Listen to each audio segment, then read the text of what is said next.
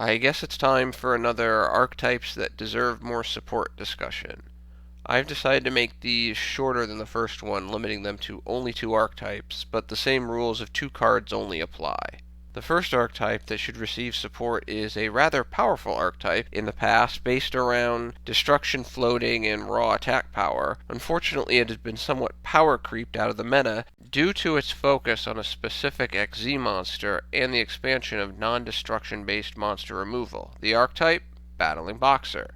The first new card would be Counterpunch after forcing the assault. A continuous spell.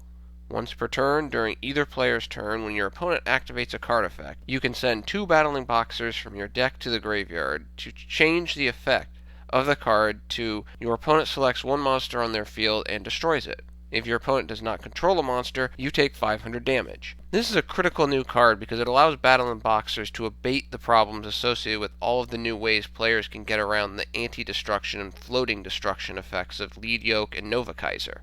In addition to the modification effect, this card can also produce pluses by sending Glassjaw to the graveyard, activating its effect to add cards back to your hand, or set up the graveyard for either Switch Hitter or this next card. Speaking of the next card, Battlin Boxer Reckless Puncher. It's Fire Warrior, level 4, 2500 attack, 0 defense. Its effect would be, this monster cannot attack directly. This monster can only attack if it is the only monster on your field, and when it attacks, it must attack all monsters on the opponent's field. Your opponent takes no battle damage, and you take 1/2 battle damage that your opponent would have taken from a battle involving this monster. Once per turn, if this monster destroyed a monster by battle, and you took battle damage, you can banish 1 Battlin Boxer monster from your graveyard to add 1 Battling Boxer monster or 1 spell or trap card with counter in its name in your deck to your hand.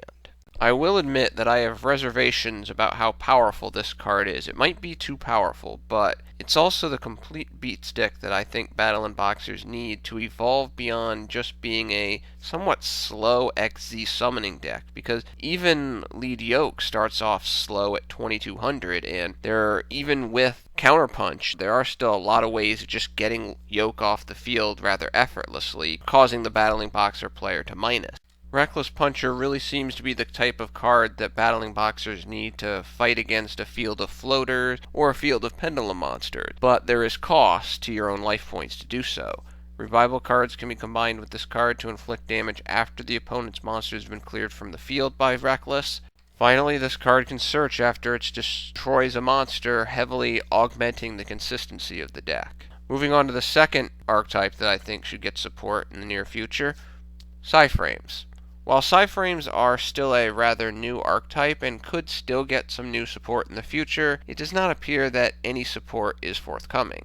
This is too bad, for while new, PSY-Frames do need some important support to successfully compete against the current meta and future meta deck to fill some current major problems they have in their deck design. So, what have I given them to deal with this issue?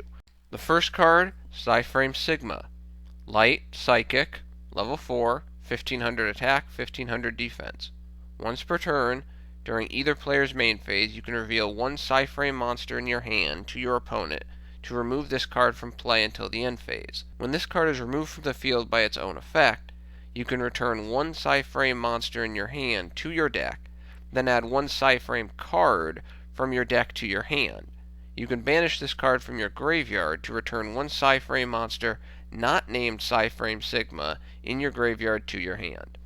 This card fills the most important need for PSY-Frames, in my opinion, the ability to produce consistent searchability while maintaining field presence. The problem PSY-Frames have right now is their signature effect, negating your opponent's plays, is still highly randomized, where only Alpha and Overload are searchers, and they're both rather slow searchers. For this archetype to evolve, it needs a more consistent ability to search, which Sigma provides.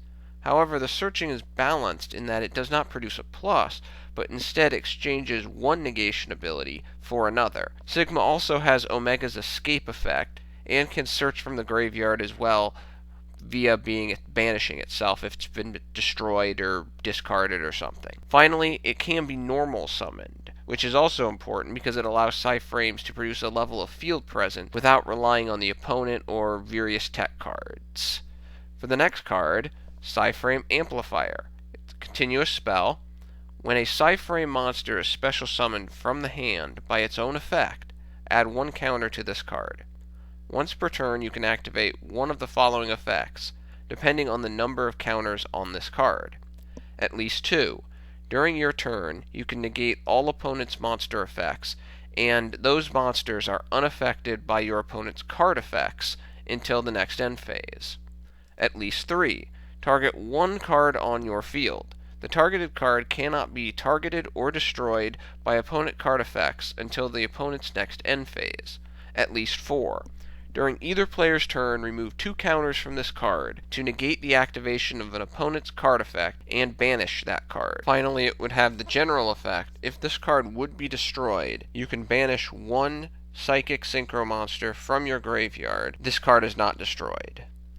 I feel this is definitely the type of card that PSY-Frames also would benefit highly from. It's a card that feeds off of the negation effect. Some might argue that the negation effect is reward enough for PSY-Frames, but with the condition of having no monsters in the field, as well as getting almost no advantage unless Circuit is on the field, the negation element is rather inconsistent. Amplifier attempts to correct a couple of other significant problems. The anti-targeting issue that heavily hampers overload in the easy destruction of Circuit. This card is powerful, but it's also a continuous spell card and requires at least 2 counters before it can do anything. Thus, the possibility exists to remove it before it becomes dangerous at all. Overall, not surprisingly, because I created them, I believe that if these 2 archetypes received the above support, they would be much more competitive in the current meta. Well, that's my support for Battlin Boxer and PSY-Frame. Thank you for your attention and your time. I'm out.